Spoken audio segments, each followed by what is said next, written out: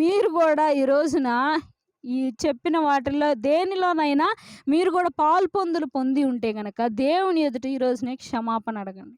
దేవుడు ఖచ్చితంగా మిమ్మల్ని క్షమిస్తాడు. ఈ సొలొమోను కూడా ఎంత జ్ఞానం ఇచ్చినప్పటికీ కూడా, తండ్రికి దక్కని భాగ్యము తనకిచ్చినప్పటికీ కూడా తను దాన్ని ఉపయోగించుకున్నాడా సరిగ్గా? ఉపయోగించుకోలే. మందిరాన్ని కట్టాడు, అంతా బాగానే ఉంది. కానీ చివరికి ఏమైపోయింది? స్త్రీల వ్యామోహంలో పడిపోయినట్లు ఇక్కడ 3వ వచనంలో చూడొచ్చు మనం.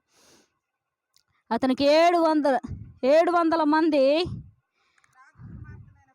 రాజకుమార్తెలైన భార్యలను 300 మంది ఉపపత్నులను కలిగి ఉండిరి.